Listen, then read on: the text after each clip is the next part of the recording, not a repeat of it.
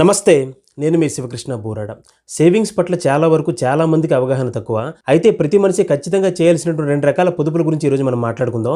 అందులో మొట్టమొదటిది ఏంటంటే, మనం ఎంత సంపాదిస్తున్నప్పటికీ కూడాను ఆ సంపాదనలో ఖచ్చితంగా ఒక 25%, 20% పక్కన తీసి పెట్టాలి.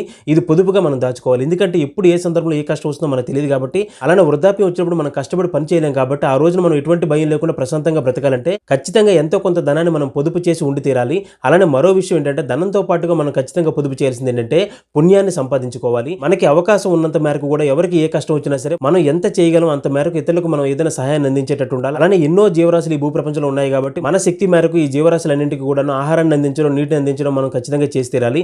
ఇలా ఎప్పుడైతే అవసరమైన వారికి అలానే ఇతర జీవరాశులకు కూడా మనం సహాయాన్ని అందిస్తున్నామో ఖచ్చితంగా మనం కొంత పుణ్యాన్ని సంపాదించుకుంటాం.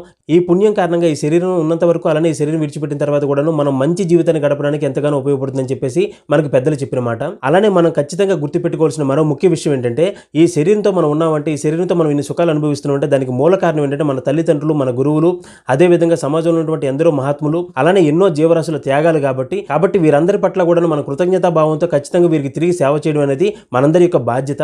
అలానే మనం గుర్తుపెట్టుకోవాల్సింది ఏంటంటే, మనం ఎవరి నుంచైనా సరే ఏదైనా సహాయాన్ని పొంది తిరిగి వారిని మర్చిపోయి మన కృతజ్ఞత లేకుండా కనుక మనం ప్రవర్తిస్తే అత్యంత పాపం అది. కాబట్టి ఇంతమంది మనకు మేలు చేస్తున్నందుకు గాను వారందరి పట్ల కృతజ్ఞత భావంతో ఉండడం ఒకటి, అలానే మనం చేయగలిగినటువంటి సహాయాన్ని ఇతరులకు చేయడం, అలానే పుణ్యాన్ని సంపాదించుకోవడం. అదేవిధంగా ఈ శరీరంతో ఉన్నంత వరకు కూడాను ఎటువంటి కష్టం కలగకుండా, ఎటువంటి కష్టంలో సరే ప్రశాంతంగా ఉండేట్టుగా జీవించడానికి గాను ఎంత అవసరమో అంత ధనాన్ని మనం పోగు చేసుకుంటూ మిగిలిన ధనాన్ని మన యొక్క ఖర్చులకు ఉపయోగించుకుంటూ ఎల్లప్పుడూ కూడా సన్మార్గంలో జీవిస్తూ సంతృప్తికరమైనటువంటి, సంతోషకరమైనటువంటి, ఆదర్శప్రాయమైనటువంటి జీవితాన్ని ప్రతి ఒక్కరు కూడా జీవించాలని చెప్పి మనస్ఫూర్తిగా కోరుకుంటూ ధన్యవాదాలు.